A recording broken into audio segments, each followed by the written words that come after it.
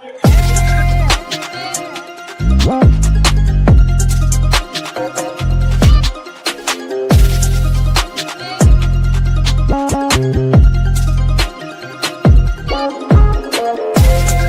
over 60 years, the Glenn Jones name has been recognized for integrity and honesty. And the Jones Auto Center's in Wickenburg. Jones Ford Verde Valley. Take a nice country drive out to Buckeye. When you're talking about Arizona's best, you're talking about the Jones Auto Group. It's quick, fast, strong. I want to invite you to visit our new facility in Casa Grande and enjoy our country-style way of doing ready business. right now? We're the Joneses. For over 60 years, the Glenn Jones name has been recognized for integrity and honesty. And the Jones Auto Center's in Wickenburg. Jones Ford Verde Valley. Take a nice country drive out to Buckeye. Hey, let's do this! This is the first. When you're talking about Arizona's best, you're talking about the Jones Auto Group. It's quick, fast, strong. 21 years. I want to invite you to visit our new facility in Casa Grande And obviously and you're gonna enjoy make sure our you stand up for country-style five, way right? of doing business. Okay, 3, We're the 2, Joneses. 1. Hi everyone, and welcome in to Rack Scottsdale for the very first ever in the 2 decades that SunDevilSource has been around, the very first ever live podcast. Thank you to all of you who are tuned in right now. If we have a few technical difficulties, please bear with us. As I said, this is our first time going live. The SunDevilSource Podcast, as always, is presented by Jones Auto Centers, and we will be here every Monday from now until the end of ASU football season at around 4 p.m. So if you guys want to come out now that we're live and see what the whole experience, see what the whole setup is like. At Rack Scottsdale. At Rack Scottsdale. Yeah. You are more than welcome to. And we would love to have you here. But again, just thank you to all of our sponsors. And Chris, thank you to you and our other Chris behind the scenes for making sure that this can all happen. I know we're all very excited. But now that that's said and done, I'm Gabby Chernoff. That's Chris Cartman and Joaquin Rodriguez making his in-person podcast debut. We saw you, yes, on one of our other video podcasts. But now all three of our writers have been on the live podcast. So without further ado, we're going to get started here on the docket today. We're obviously going to talk about the 34-15 win against Texas State. We have an injury update and then a first look at Baylor. But before we get into anything football related, Chris, in the last podcast you talked about how the NCAA alleged a former ASU basketball player to be involved with sports betting in some capacity. The school and the program are not under investigation, but since then you've learned from your sources that player was BJ Freeman. So what else have you learned since, I believe that was on Thursday? Not a whole lot since then, Gabby. Did learn that BJ Freeman is going to be accused by the NCAA of participating in one or more prop bets on some gaming platform betting site. It's obviously not a good thing to have happen for ASU. He was the leading scorer of the Sun Devils last year until he was dismissed or left the team due to some conduct issues that happened multiple occasions. He was ejected for headbutting Caleb Love, Arizona star player, last year. And then there was another issue that happened in a game where he got a flagrant 2, may or may not have made contact with inappropriately with another player that contributed to that. There were 6, I think, schools that were all alleged by the NCAA to have a player do this conduct. I think people know that sports betting is becoming increasingly common with young people. It's proliferated, college sports. I don't think it's a really good idea to have prop bets on college players. There's a lot of things that can go wrong with that. It is good news for the Sun Devils that they're not being investigated for wrongdoing on the school's part or on the men's basketball side. There was no indication there was any knowledge of this, and it was contained to BJ Freeman last year. So any sort of ramifications might only result in something for him. He announced that he had committed to transfer to UCF this spring, and now UCF's not having him on the roster, perhaps related to this development. And so ASU is going to try to move forward, but with another sort of a negative hovering over the program. And amongst negatives, this roster for Sun Devil men's basketball this upcoming season is almost 100% new players that Bobby Hurley has acquired. So on top of that, now another thing has stacked on to the kind of misfortunes for this ASU men's basketball program. What does that mean for this season for Bobby Hurley and the team? Well, it's tough because he's in his 11th year. It's a lame duck season. He has the last year under contract, nothing else. It's super uncommon for college basketball coaches to have only 1 year left on the remaining deal. As you said, there's only one player who's returning to the team who was on scholarship. That's Trevor Best. He was in high school literally a year ago at this time. He joined ASU in December, a mid-year addition, very uncommon. Just outside the fringe of the rotation last year, but played due to some injuries.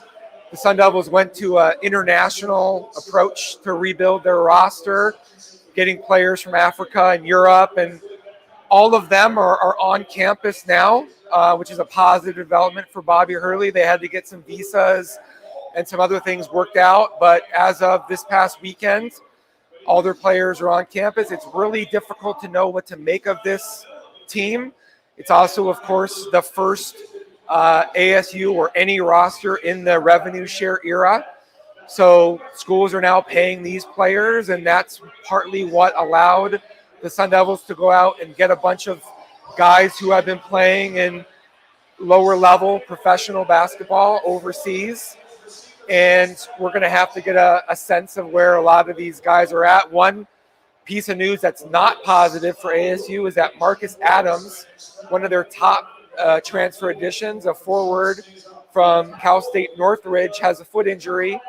And so he may not be available or may be available around the start of the season. We'll have to kind of see how that develops. But yeah, Bobby Hurley's not probably happy about hearing this news from BJ Freeman after the challenges that happened with last season.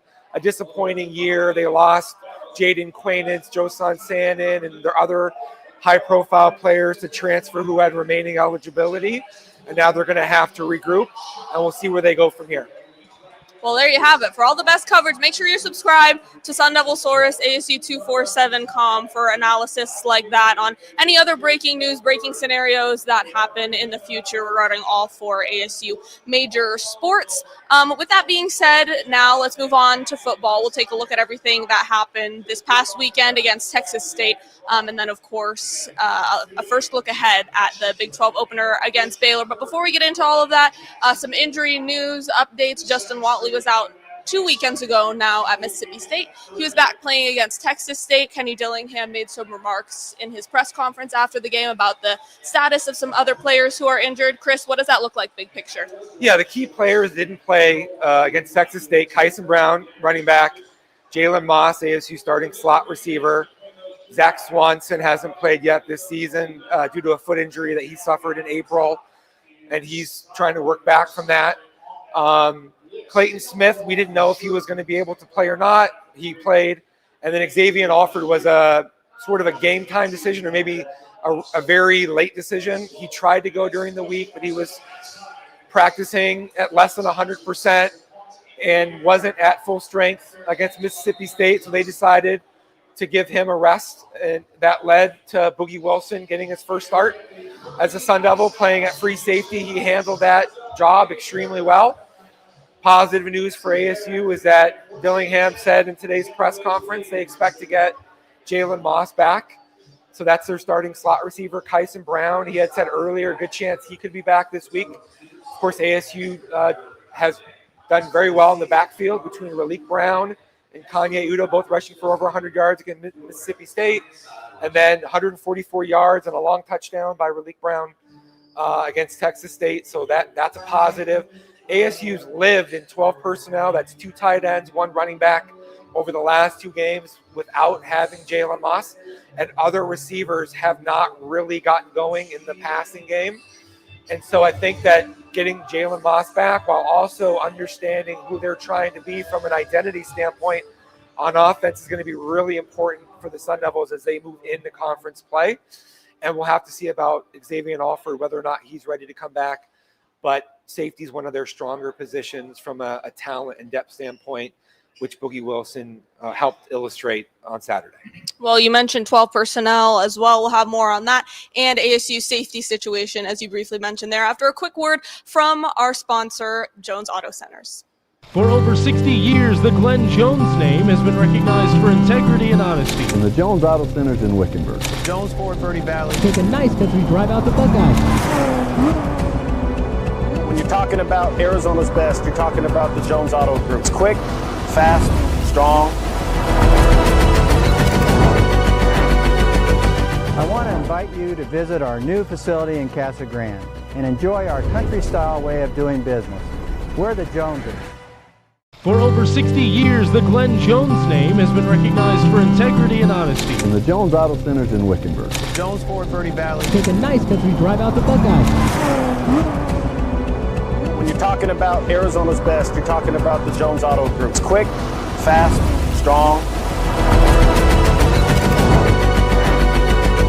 I want to invite you to visit our new facility in Casa Grande and enjoy our country-style way of doing business.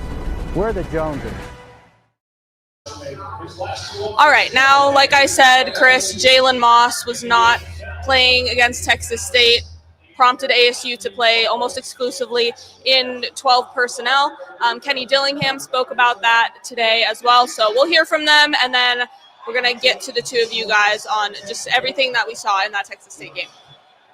Yeah, obviously you're always trying to figure yourself out early, and then Moss being out, he's a good football player, so he'll be back this week, barring something crazy happening, which will be really good for us to get back into some other stuff as well. So we should be able to have a little more balance. But it's been good putting the tight ends on the field and getting into surfaces to run the football. And those guys are versatile enough. Kamari hit 20 miles per hour in the game, so he's versatile enough to be out there. Shamon's versatile enough to get the ball, so same with Harp. So I think the versatility those guys have just allow you to create more formations with the same group. I do think anytime you create edges, it calms the quarterback down a little bit because you don't have to worry about, both sides of the, kind of shorten the vision, if that makes sense. So yeah, it's been kind of just good for us in general. All right, welcome back inside Rack Scottsdale for the SunDevilSource Podcast presented by Jones Auto Centers. Chris, we just heard from Kenny Dillingham, his response to a question that you asked today. So just overall, what did you see from the tight ends at 12 personnel? Well, yeah, so following the Mississippi State loss, Kenny Dillingham and Marcus Arroyo both took accountability for feeling like they didn't give Sam Leavitt those easy checkdowns to get him to get going early in that game. So you saw in Texas State, they really got Chimamatair out there. The big thing was that screen pass touchdown. That screen pass really led to an easy touchdown for Chimamatair. So getting Chimamatair going and the rest of the tight end room is really going to allow Sam Leavitt to evolve and grow and really get those easy checkdowns so he can do what he does best, which is creating with his feet and being comfortable in the pocket. One of the things that I said in camp was this is probably ASU's deepest tight end group since 2006. Chimamatair was a second-team all-conference player last year. Amari Anderson was a very good addition from Kentucky as a transfer, former four-star recruit out of high school. So athletic, in fact, at his size that he was confused for Jaron Hamilton by broadcasters during the game. 40 pounds lighter, but he moves well. He's sleek. And then Cameron Harper was a senior who's very experienced playing in the scheme last year. That's a top three before you even get to AJE, a really super talented freshman who in most situations would be playing a lot more than they need him to play this year. And I think what ASU's learned over the non-conference is that there's still going to need to be a run-first, play-action type of an offense. And that is a positive that they have, the tight end group that they have. What they got into in this last game was a lot of cut splits, bringing everybody in close in the formation that allowed them to help control the line of scrimmage. Texas State, a lot of asymmetric pressures, not bigger-bodied defensive linemen, but guys who were trying to squeeze their way into gaps, cancel those out, and understanding that they're not going to be able to hold up physically at the point of attack on an every down basis against a team like ASU. So they were going to have a little bit of risk tolerance and give up maybe some bigger gash plays as they have in the first couple games to try to get some more negatives, to try to get off the field. And they were able to do that.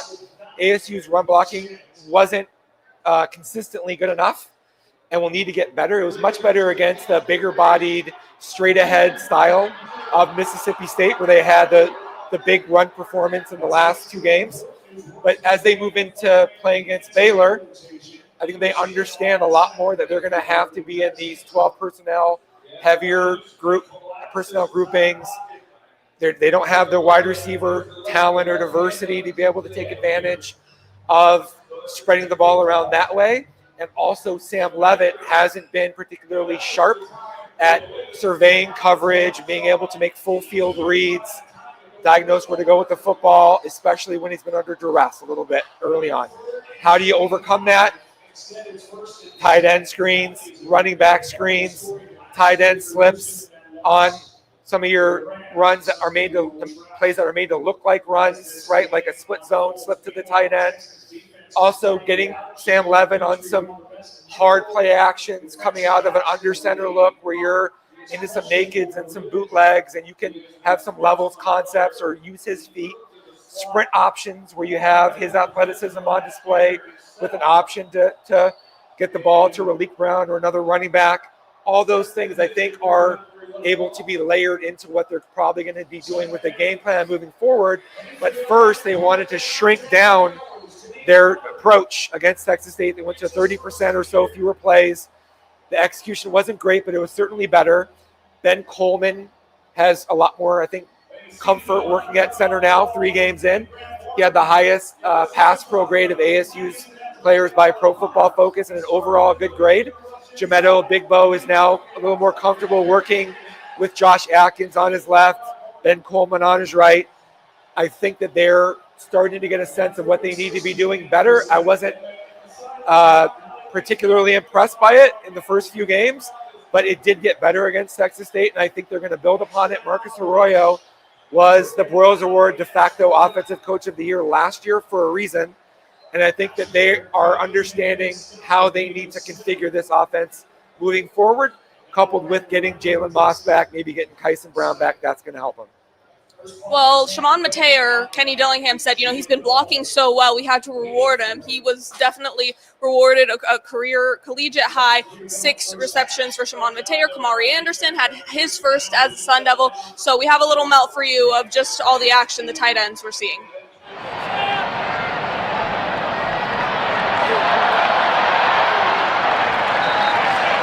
Leavitt's pass.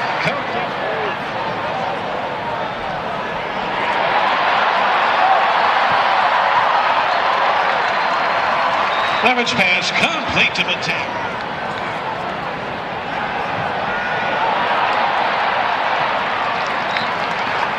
Leavitt's pass complete to Mateer.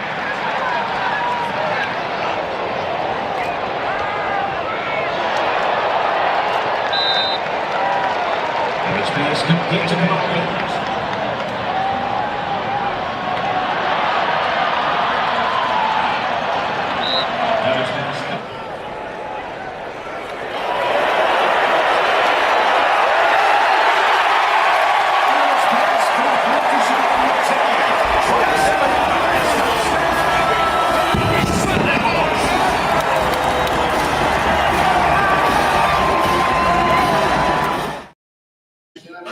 All right, the offense was definitely in a little bit more of a rhythm this week, passing and run game. Kenny Dillingham said after Mississippi State that Sam Leavitt couldn't get in a rhythm, took accountability for that and said it's kind of hard to play quarterback when you're not in a rhythm. But Sam Leavitt did a much better job this week, and as a leader and kind of the offensive face of this team, you kind of need that from your leader in order to succeed and establish an identity within your team. So what did you guys see and how can ASU build upon that and finding their identity this season? Yeah, speaking on that good leadership, me and Chris were both out there at Camp T. We felt like Sam Leavitt struggled at a few times. Kenny Dillingham always said Sam Leavitt's doing some stuff he wouldn't do in a normal game. He was doing that to kind of get the field going. Well, then we got to the season, and then against NAU, it felt like he's kind of forcing to find Jordan Tyson out there. And then he go to Mississippi State, and it was like he couldn't find his rhythm. Well, then fast forward to Texas State, and it felt like he had a good job of checkdowns, finding balances, finding his running backs, finding his tight ends. Shimon Mateer, like we said, had that screen pass where he scored untouched into the touchdown. So Sam Leavitt's doing a really good job of staying composed in the pocket, taking what the defense gets him. And I think as the season goes on, we're going to see Sam Leavitt get more comfortable and then only take what he has to get and then make those plays with his feet when he has to, not every time when he feels like he needs to. Yeah, I think he probably just putting a little bit too much pressure on himself. He's a guy he burns with such intensity and he wants it so bad. Sam Leavitt has a passion that is just coming out of every pore, and the expectations were so much higher for him this year, right? And so when that's the case, and you know that you don't have Cam Scadaboo anymore, and you're expected to be a first-round draft pick now and lead this team to another Big 12 championship, that's a huge challenge that you're putting on someone's shoulders, particularly when you have a new center. You're more responsible for being involved in calling out protections and adjustments than in the past. And you have a new running back. And now you have Malik McClain as your number 2 receiver, and he didn't play until the last couple games last season, right? So what they're trying to do, I think, is understand, okay, what makes for Sam Leavitt to be able to be successful and have this be manageable for him. And they got into more easier throws, run the ball early. I think that's great. That is what will help them set up some of these play actions where you get defensive players coming downhill to try to take away your run game, your screen game, and then you can slip some receivers beyond the first, second level of the defense. We know Jordan Tyson is a phenomenal player, one of the best, if not the best receivers in the country. And ASU's done a great job this year, of moving him into the slot to be able to create the types of matchups that they want against the type of coverages that they can take advantage of on down distance situations. Marcus Arroyo has been great at that. Malik McClain, unfortunately for ASU, he's been overthrown a couple times or just kind of missed. And I feel like Sam Leavitt's kind of steering the ball rather than letting it fly, getting his foot to the target, being on balance, on rhythm as a passer, letting it go. And then the opportunity to get him on the move because he's so good at the off-platform throws, like the one that he made across his body for the touchdown to Jordan Tyson that almost no quarterbacks are going to be able to make. It's maximizing that by design rather than forcing him to be contained in the pocket as much as possible. And Leavitt can take cues from some of the better NFL quarterbacks who aren't necessarily that athletic, like a Cam Ward, who he went up against, who just get the ball out of the pocket so quickly and try to diagnose coverages. That might be tougher this week against Baylor, as we're going to get into in the first look, because of the way that they disguise coverages and having not played against Baylor last season. So we'll see how they do when they go up against this different and new challenge. But that's another reason why really leaning in on your 12 personnel run game play actions and easy, quick rhythm throws is the way to go. Well, it will certainly be interesting to see how ASU builds off its success this week heading in to conference play. We'll be back in just a moment with our Sly Moves of the Week presented by drinkonthesly.com after a quick word from them.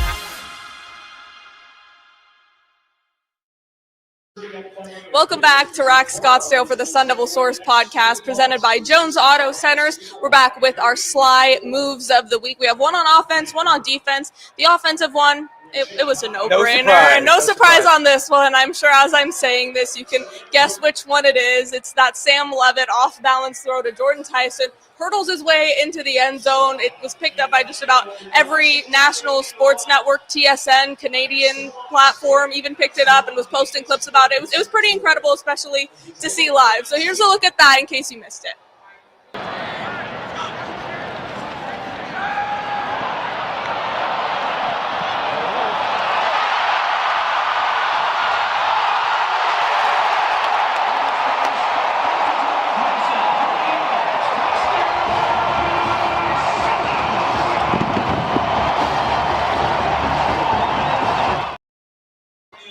All right, Chris and Joaquin, you guys had a much higher vantage point of that from the press box. I was down low. I know the murmur from the crowd was quite loud when that happened. No cheering in the press box, of course, but I'm sure there were kind of some collective gasps from the media members when that happened.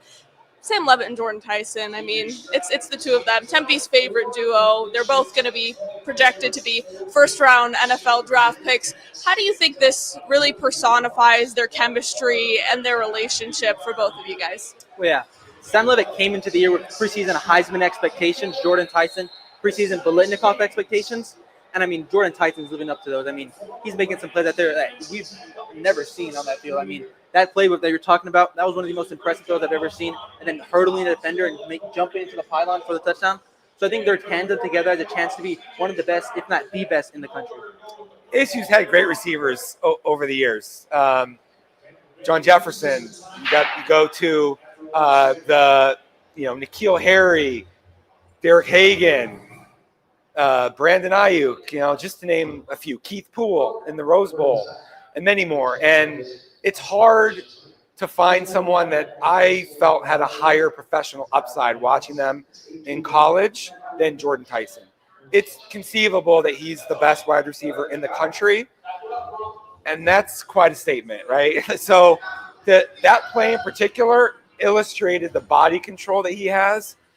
Most guys can go up and make plays on the ball if you're going to be a high-level draft pick, but he looked like Baryshnikov with his ballet tap dancing on the sideline there. How do you jump a guy when you're already almost out of bounds and then take multiple additional steps inches away from the sideline and still get in bounds? It's really hard to do. When I went back and I watched it on TV, there was like an angle where I'm like, how did he stay in bounds? It was unbelievable. And then Sam Leavitt, watching it from his back on the field, almost looked in shock at what Jordan Tyson was able to accomplish. And that's someone who's seen him do it in practice and in games many times. But it's not just that play, Gabby. It's those slants where he hits the juke button on the PlayStation thing and he makes a reverse pivot, and all of a sudden immediately he's going in the other direction for 10, 15 additional yards. I thought he was going to go up and make that one-handed catch in the end zone. We've seen him do that multiple times. He's a special player. I feel like as long as they can diversify their offense well enough, he's probably going to have a chance to threaten for some records this season, because he could easily get 80 catches, 1,300 yards, more, something like that. And those types of marks have only happened once or twice in ASU football history. Well, you hear about NFL players all the time taking ballet classes. That's supposed to help a lot with agility. They had him salsa dancing on the TNT postgame after the show. Maybe Dancing with the Stars after his NFL retirement. Dancing might be in the cards for him. You talk about the ballet and the tap dancing along the sideline. But another player who's kind of always dancing at practice is Jacob Kangaika. He's a big vibes guy. Anytime, I have several clips from ASU football practices where they'll be playing music. He's on the sideline dancing, trying to get the entire defensive line to dance as well. He's singing at the top of his lungs. He's always yelling at us. Yeah, he is. He's always during our interviews after practice as well. He'll come up, he'll crash the interview. Big vibes guy on the team for sure. But our slide defensive move of the week is Jacob Kangaika's pass breakup.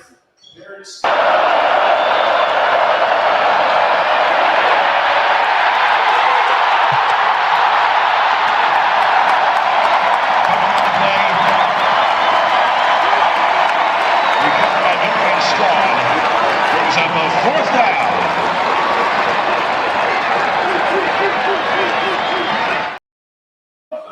All right, from both of you, I mean, this is kind of a microcosm of a lot of things that ASU's defense was doing in that Texas State game, all kinds of sacks and pass breakups. So what do you think this play meant in kind of the grand scheme of the game and the defense?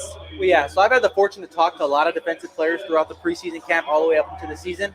And you ask any of those guys, they all tell you, we have 10 guys top to bottom who can all make plays like that. They all believe in their guys. They all believe in the talent of themselves. So I think that was just a taste of what the entire defensive line thinks of themselves as a personnel group. I think last year, one of the weaknesses of ASU's team was not generating as much pressure as they wanted to. Brian Ward has a very lofty goals of having 40 sacks and 30 takeaways. Only 2 teams were able to accomplish that in the country last season, and they both were in the CFP, and ASU wasn't one of them. Ward's accomplished that once previously in his career, and with 10 starters back for the Sun Devils this year, and them getting bigger and heavier and stronger up front, and another year of working with Dyron Reynolds and Vince Amy, their position coaches, the hope was that they'd be able to impact the quarterback more, leading to more strip sacks, balls on the ground, fumble recoveries, quarterbacks under duress, throwing the ball up for grabs, interceptions. They're not all the way there yet through their first 3 games, but they had, I think, 5 sacks in that game. We saw Albert Smith race around the edge right away. He's a speed rusher. Clayton Smith's added 15 pounds. He's had secondary sacks where he's kind of worked with physicality. He can bull rush a little bit better. Justin Watley's getting back out there in rhythm. Prince Dorba's had some sort of an impact. Jacob Kingaika had a difficult sort of off season with some family issues. His father had a stroke, and he went through some challenges, and he wasn't out there fully healthy for a big portion of practices from spring and then into camp.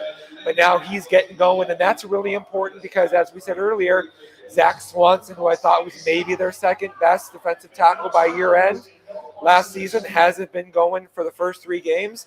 But their depth at the line of scrimmage, defensive tackle, defensive end, linebacker has been a very big aspect of this team that I think is going to help carry them forward. And because you need to be able to take reps off of those guys, rotate players more than you do with pretty much all your other position groups. And I think Kingaika's play and the way he was fired up afterward, and he held the one finger in the hand, which is one ball on the ground. Their goal is to get balls on the ground, turn the football over. You have last season ASU had the best turnover margin in the Big 12. And for fans who are a little bit concerned about where they're at as a team right now going into conference play, Sam Leavitt didn't turn the ball over. Running backs didn't turn the ball over against Texas State. They got more sacks, more balls on the ground, more hands on balls, deflections. That's going to ultimately lead to more turnovers. And if they can replicate that first in the Big 12 turnover margin that they accomplished last year, that would be a huge factor in their ability to show improvement in the Big 12 schedule and give themselves a chance to repeat when they get down into the hunt in November. Well, Jordan Crook was the Big 12 Defensive Player of the Week. He was just named with that honor today. 12 tackles, I believe, and 1 sack in that game. 3.5 tackles for loss. Yeah, with a career high in tackles. He's everywhere. In fact, true story, we're going up the elevator before the game, and there's a scout for an NFL team. I don't want to say which scout. And he asked, who should I be looking for today? He already knows ASU's players really well. And I said, I think Jordan Crook's going to have a good game. You should watch for Jordan Crook. He is a guy who I think just exudes energy and enthusiasm. He plays really hard. Members of the Devil Sanctuary on SunDevilSource helped him buy a new car last year in one day with the help of Jones Auto Centers and Parker Jones. Funny how that works. Crazy how that works, right? Being able in one day to get enough money donated from just our members at SunDevilSource to get him a new vehicle after his vehicle blew up. And he is absolutely one of the more exciting players on the defense. He's got that NFL type athleticism at the linebacker for a will position because he can run sideline to sideline. He can blitz. He can drop in coverage. He can do a lot of things. And Brian Ward's deploying him in a way that I think is allowing him to showcase his talents this season. Well, Jordan Crook, a standout performance by him. Adrian Boogie Wilson stepped up in a big way as well. We have a melt put together of a bunch of nice defensive plays from over the weekend, some sacks, some pass breakups. We'll take a look.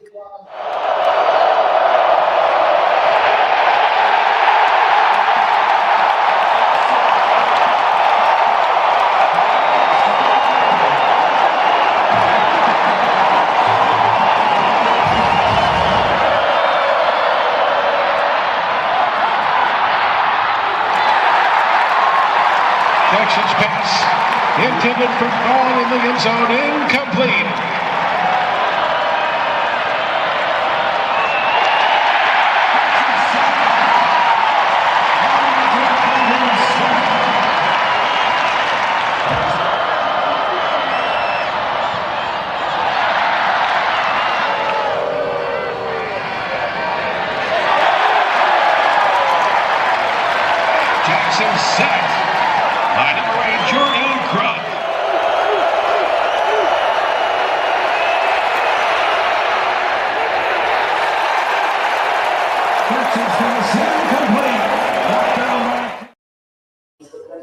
Welcome back inside Rack Scottsdale for the SunDevilSource Podcast presented by Jones Auto Centers. We just saw a melt of some of the best defensive plays from ASU's win over Texas State, and especially that secondary really did stand out. Like you mentioned at the top of the podcast, Davion Alford came out. He wasn't dressed. He didn't play, so Adrian Boogie Wilson stepped in to that role, did a great job as well, and the secondary really grew from week 2 at Mississippi State. Gave up 3 touchdowns, all on explosive passing plays. This week they only gave up 1 explosive passing play. Say that 3 times fast, 5 times fast. What's the saying? I don't know. But so what did you guys think of the secondary this week and how it showed some growth from Starkville?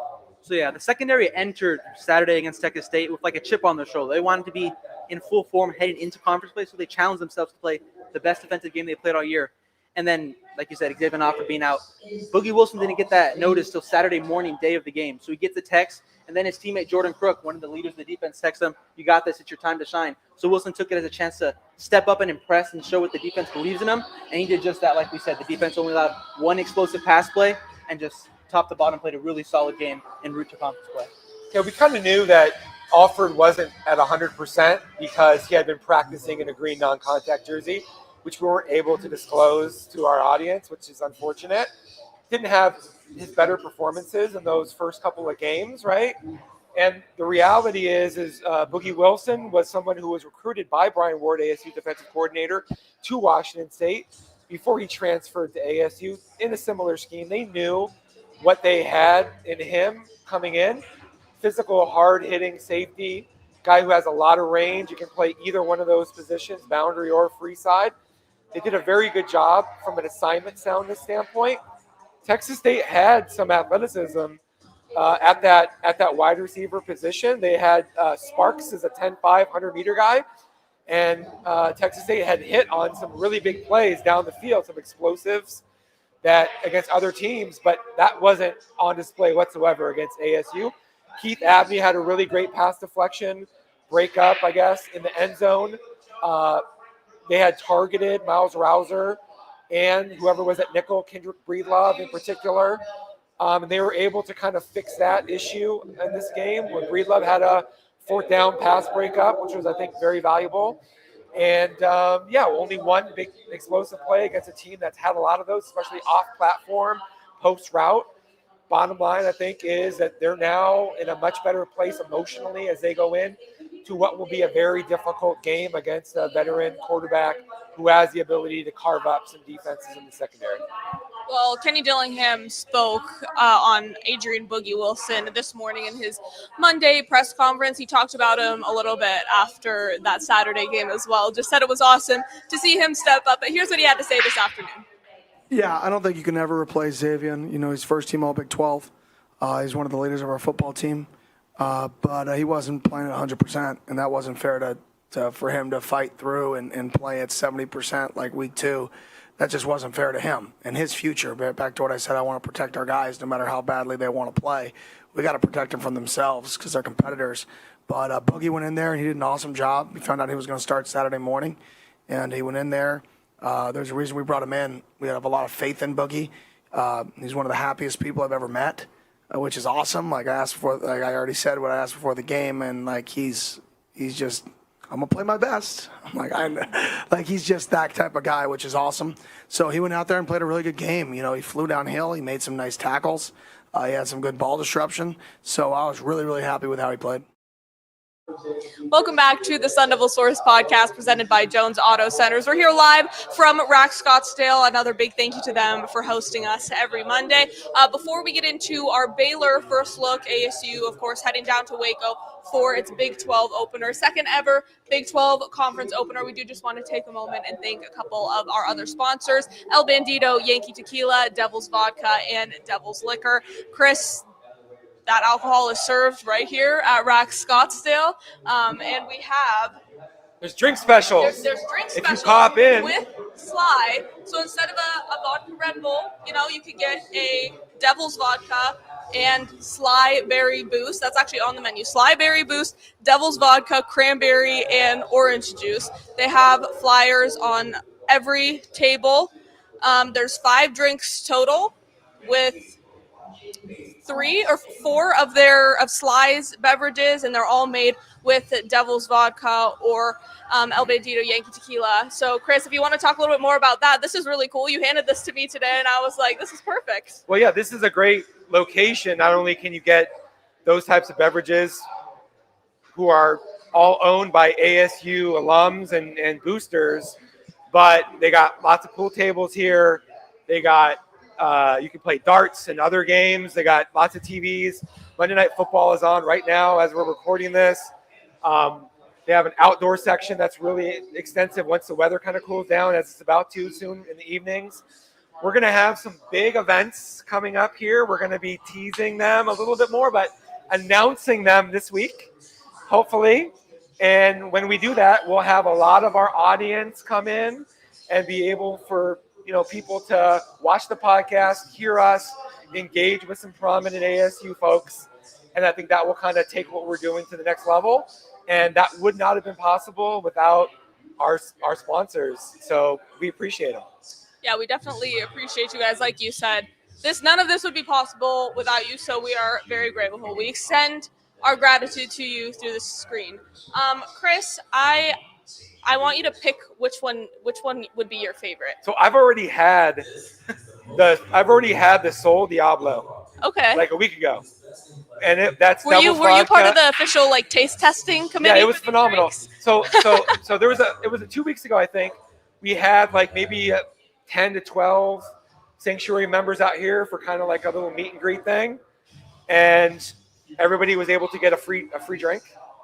And so Sol Diablo, Devil's Vodka, cranberry, and lime juice with slight tropical boost. It was quite nice. And the thing that I like about Sly, I've said this before, but no caffeine, no sugar. It's natural ingredients that give you the vibe that you want, which is a really good replacement for that cycle of the caffeine and then the alcohol. Or if you want both, you just kind of figure out a way to put all that together. Put that Drink stuff responsibly. Together. But yeah, we have them all here. Devil's Liquors right there on Apache near McClintock. And that's where you could get Sly or Devil's Vodka or El Bandito tequila. I'm a tequila aficionado, and this is a boutique tequila. That's a really nice one. So go ahead and support our sponsors. Just don't drink and drive with a Jones Ford vehicle is what I would recommend. Definitely don't do that. As I said, drink responsibly. And I said this last week too, but hopefully ASU fans didn't need to take as much of an edge off after this week's game as the Mississippi State game. So if you want to pregame that Baylor game, you can come on down to Rack Scottsdale, pour yourself one of those beverages. There's 5 to choose from. You can try all of them. Send us your feedback. Send us your reviews. We'd love to see what everybody prefers. I am not 21, but of the Sly beverages that I have had, I really do enjoy the berry boost. I think that's my favorite flavor. I like tropical, but I like the Dream, this vanilla, because there's a melatonin component to it that's good for sleep. If you don't want to do something else for sleep, I think it works for me. I haven't tried the vanilla one yet. I do have it sitting in my fridge, but with the amount of late nights we have, I feel pretty kind of drained at the end of the day. So I'm waiting for a time where I really can't fall asleep so I can really put it to the test. I have a hard time going transitioning from work to just sleeping. Shut up. So that's like a good, transition. I feel like the computer just drains the life out of me, and so as soon as I close it, I'm ready, head on the pillow. I wish I was like that, especially at 3:30, 4 a.m. after covering a 7:30 game. I was just gonna say those 7:30 games really get us because we don't get out of there. All of us interns, we always book it. We book it to Raising Cane's afterwards because it's the only thing that's open. And then they kick us out because they close when we're still eating. Literally, the first game we were sitting on the curb outside just eating our chicken because they kicked us out of the restaurant. And they have an NIL sponsorship with Willie Brown. Yes. So there you go. All the Tempe aficionados are supporting SunDevilSource and SunDevil football, so you should too. With that being said, we got off on a little bit of a tangent there, but a necessary conversation, I think. So the Baylor first look, Joaquin, you will be in Waco along with Jacob Brooks, my fellow videographer, and Chris, obviously. How long has it been since you missed an ASU road game? When was the last ASU football game you were not in attendance for? I didn't go to Oregon State during the pandemic year.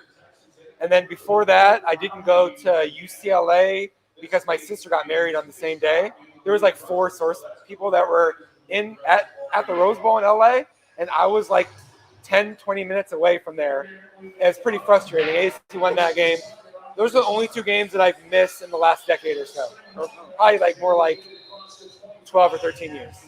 Well, in the right place enough. So, but this Baylor team, so they big win over SMU, the ACC runner-ups from last year. They're 2-1 on the season now. Joaquin, I know you've kind of been doing a deep dive into this Baylor Bears team throughout this week. So we'll start on offense. What have you seen from them?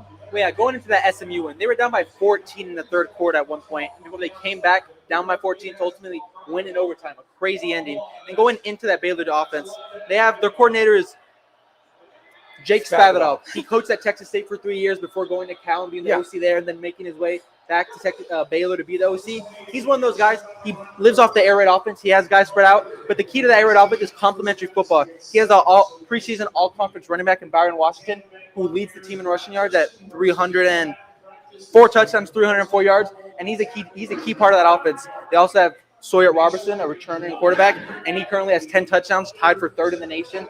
1,070 passing yards, 2nd in the nation. So a really complimentary team. They run the ball to get going and then use the outsides to complement off of that. Baylor didn't play that well early on last season, but then really kind of got it rolling. And Dillingham said today, were it not for a Hail Mary pass that beat Baylor, ASU might not have been in the Big 12 championship game. At the end of the season, Baylor was playing as well as ASU or any other team. And they have in Dave Aranda a defensive-minded coach, somebody who's done it at a very high level. And then they have in Spavital somebody who's got more of a passing game potency that they have with Sawyer Robertson, their quarterback who's back. One of the better arms in the Big 12 offensively. He's not as mobile as some of the other quarterbacks that ASU's faced or will face.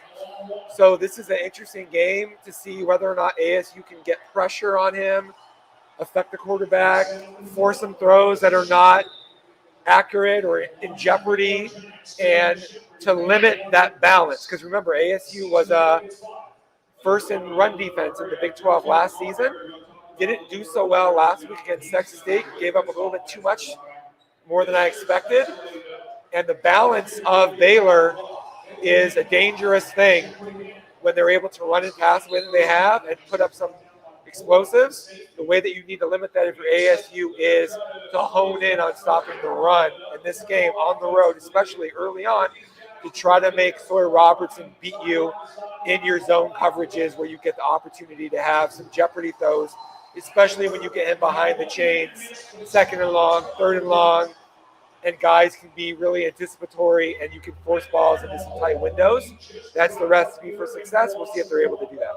Well, Joaquin, you kind of mentioned it earlier, but ASU didn't play this Baylor team, this Baylor offense or defense last year, and it's kind of a flipped script. This year, ASU plays all 3 of the current Big 12 teams that are ranked, and last year, I believe they only played one of the other top 3 Big 12 teams. It was BYU. Sounds about right. Yeah, they definitely didn't play a couple of the tougher ranked teams. So, yeah, kind of a little bit of a flip-flop, flipping the script this year. But on that defensive side, Joaquin, what have you seen with your research? Yeah, Kenny Dillingham spoke today. Dave Aranda does what he calls simulated pressures. He'll send 6 guys to the line, only send 4, drop 2 back into coverage, making it hard for Sam Leavitt to read a defense. So it's going to be interesting to see how Sam Leavitt, like we said, needs to develop on reading defenses, taking those easy throws. So Aranda's going to try to confuse Leavitt with a few of those 7 guys on the line, drop 4 back, send 3, drop 4. It's going to be interesting to see how Dave Aranda approaches the situation with an elite quarterback like Sam Leavitt on the other side.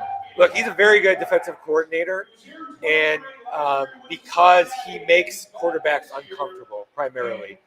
And they don't bring a ton of pressure, but they make you think that they are, and you don't know where it's coming.